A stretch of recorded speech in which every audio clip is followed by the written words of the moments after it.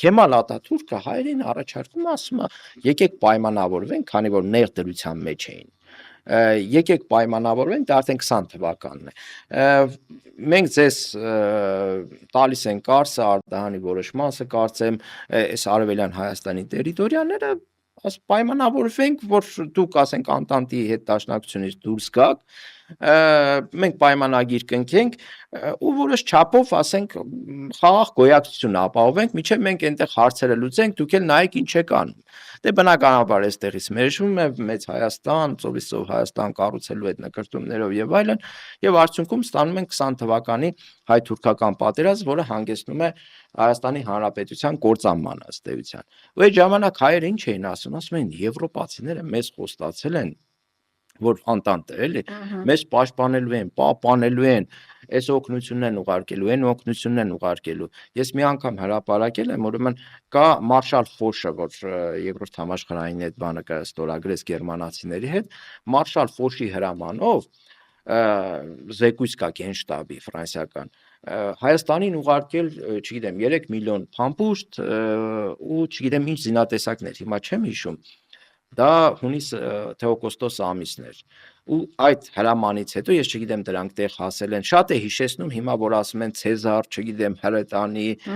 Պետերներ եւ այլն ֆրանսիա, դա շատ է հիշեցնում, էլի, հիմա չգիտեմ վերջնարդյունքը ոնց կլինի, հուսանք այդպեսին չի լինի, բայց այդ մասին հրապարակումներից հետո, պայմանավորվածություններից հետո Հայաստանի Հանրապետությունը կործանվում է։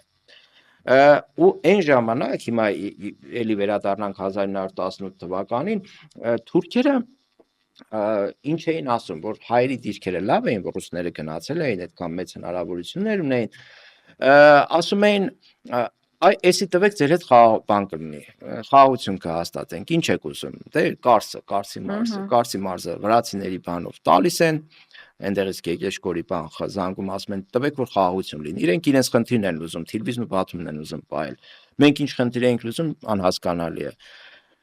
տալիս են, ասում են Ախուրյանի ափին կկանգնենք ու խաղաղություն կլինի, ժողովուրդ ջան, ամեն ինչ լավ է լինելու, խաղաղություն, ժողովուրդն էլ ոգևորում, դե այդքան պատերազմի տեսած, պատերազմի շոկի մեջ գտնվող, այս ինչ նկարագրում շատ նման է, չէ՞։ Այո, լրիվ դեժավյու։ Այո, ասում է, դե լավ էլի, ասենք, տվեք,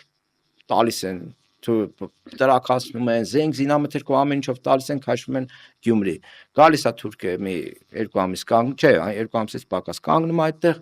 ասում է, դե հիմա էսի տվեք, երկաթուղին տվեք։ Ասում է, Գյումրին չեմ ուզում, երկաթուղին տվեք, էլի նմանությանը նայեք։ Երկաթուղին այն ժամանակ հիմա էլ շատ կարևոր հանգույց էր։ Ալեքսանդրապոլը, Թիֆլիս, Ալեքսանդրապոլ, Ջուլֆա, դեպի Պարսկաստան, կապող հիմնական օղակներից էր այն ժամանակ ավտոմոբիլային բան, այդպես ճանապարհներ չկային։ Դա նույն Միչանսկի թրիպի տես բանն է, էլի նույն Միչանսկն է, Սյունիքի Միչանսկի շատ նման է սա։ Ասում է, այդ տվեք, մնացած չենք ուզում։ Սրանք էլ ասում են, դե լավ, ասում այդ որ ասում են, դե լավ, թուրքերը մինչև Սարդարապատ հասնում են։ Իրենք հիշում ենք, չէ՞, միայն երկաթուղի էին ուզում։ Մինչև Սարդարապատ հասնում են, այդ Սարդարապատի ընթացքում նոր մենք կարողանում ենք թուրքերի առաջխաղացումը կանգնեցնել։ Այդ հերոսամարտը ուղղակի թուրքերի առաջխաղացումը կանգնեցնելն էր, որի արդյունքում մենք ունեցանք մի